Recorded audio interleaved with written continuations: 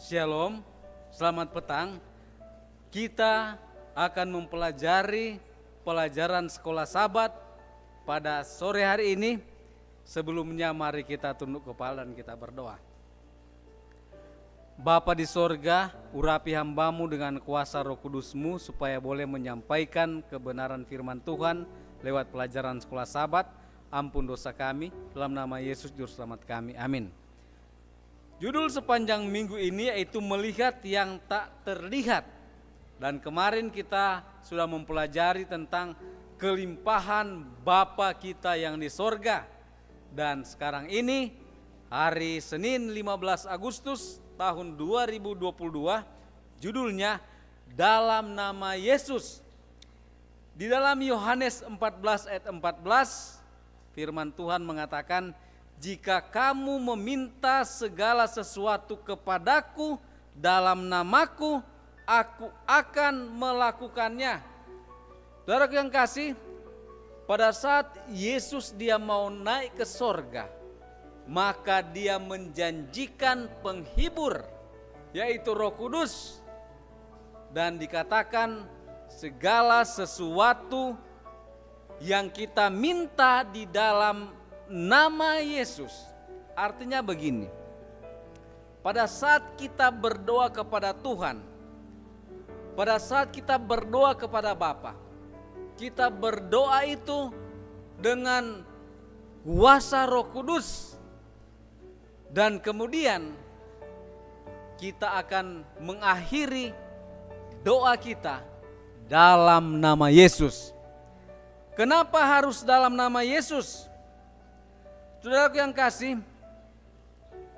pada saat kita berdoa, ketika permintaan kita adalah dalam nama Yesus, maka kita dapat yakin bahwa seluruh mesin surga sedang bekerja demi kepentingan kita.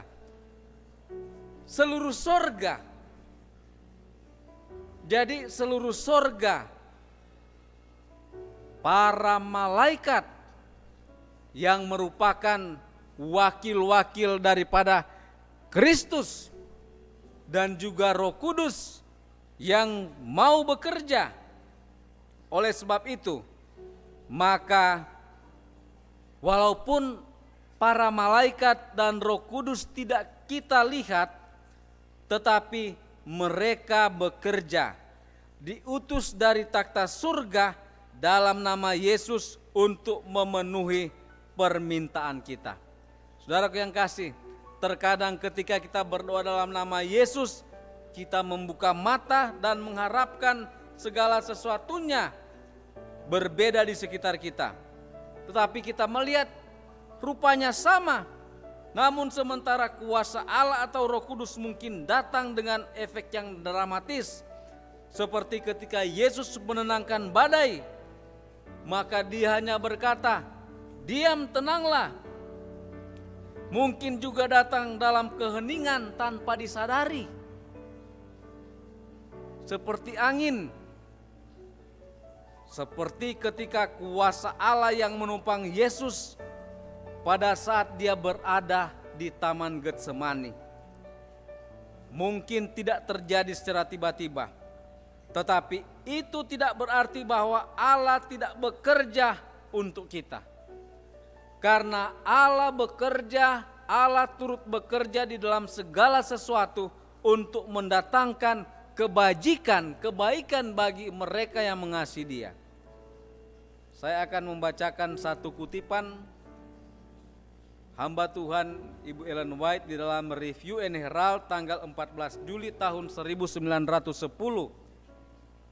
Dia berkata demikian, berdoa dalam nama Yesus itu banyak artinya. Itu artinya bahwa kita harus menerima karakternya atau tabiat Tuhan, memperlihatkan semangatnya dan mengerjakan pekerjaannya.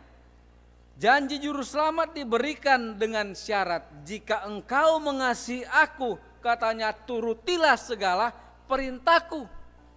Makanya di dalam Yohanes 14 ayat 15, jikalau kamu mengasihi aku, turutlah segala perintahku. Ia menyelamatkan kita bukan di dalam dosa, tetapi dari dosa.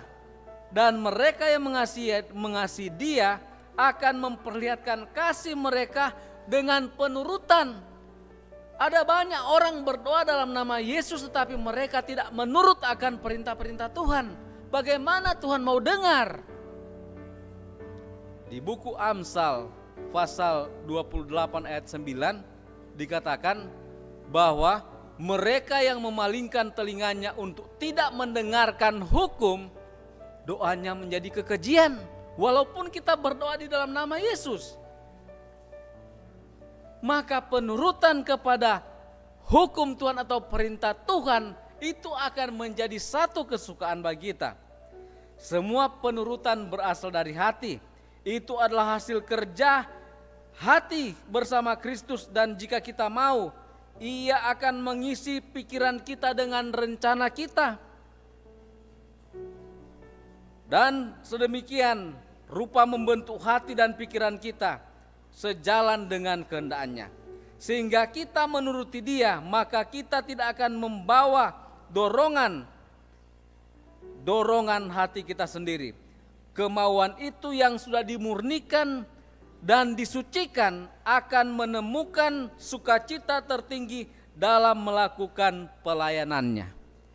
Jadi berdoa dalam nama Yesus itu adalah menghidupkan karakter Kristus, yaitu karakter yang suka menurut kepada perintah-perintah Tuhan. Saudaraku yang kasih, marilah saya mengajak kita semua. Firman Tuhan mengajak agar supaya kita berdoa dalam nama Yesus. Karakter Kristus yaitu kasih boleh menjadi bagian kita secara pribadi, secara keluarga, secara umat Tuhan, dan dengan semua orang yang berada di sekitar kita. Dan demikian, dalam nama Yesus, maka Yesus akan ditinggikan. Dan pada saat Yesus ditinggikan, maka Dia akan menarik orang datang kepadanya. Karena kasih yang kita tunjukkan di dalam kehidupan kita sehari-hari. Selamat melakukan aktivitas. Kiranya Tuhan memberkati kita pada saat ini. Amin.